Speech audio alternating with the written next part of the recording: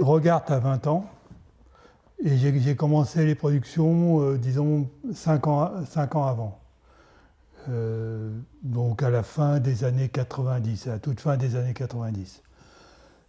En fait, j'ai rencontré par hasard quelqu'un, Marie Cosenza, qui avait un label qui s'appelait Bleu Regard, qui était principalement destiné à rendre hommage à Charles Tyler, qui est un saxophoniste, disons pour faire simple, du style d'Albert Tyler, moins connu qu'Albert Tyler, mais donc de cette esthétique du jazz, disons.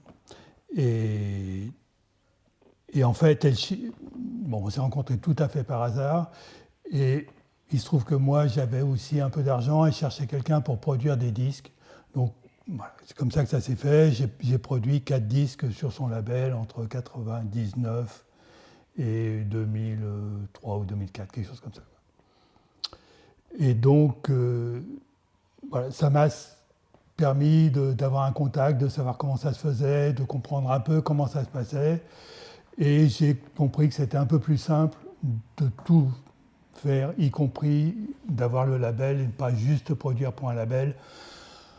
L'économie aujourd'hui du jazz est pas suffisante pour qu'il y ait à la fois un producteur et un label. Peut-être quelques majors peuvent le faire, même il n'y a plus de très très grosses vedettes de jazz.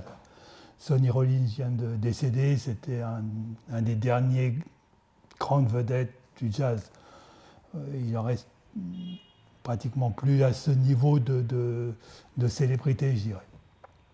Donc c'est quand même très très difficile d'avoir à la fois un label et un producteur qui travaille pour un label. Donc pour plein de raisons, j'ai décidé de me lancer. Donc c'est ce que j'ai fait il y a 20 ans, 21 ans, en 2005.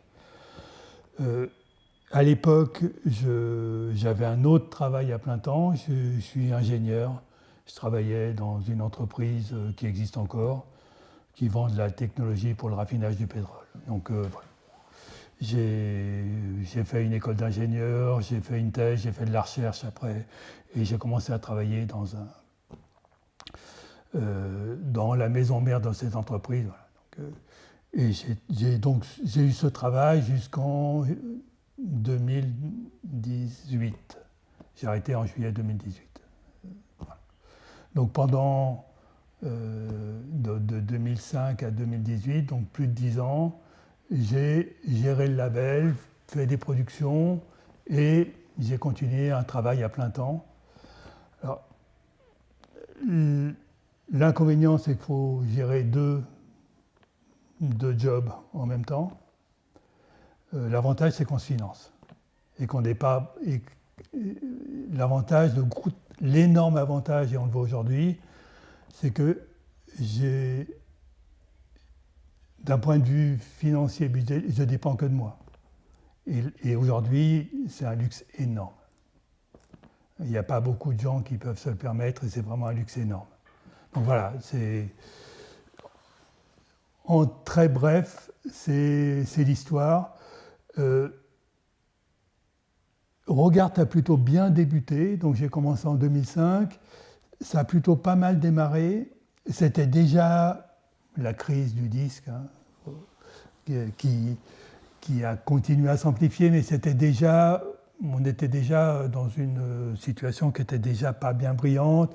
Il y avait déjà eu beaucoup de disquaires qui avaient fermé, donc on était déjà dans une situation. Bon, ça a continué à s'empirer, mais bon. Mais disons que dans ce contexte-là, ça a plutôt pas mal marché, avec une certaine reconnaissance, ce qui fait que j'ai continué.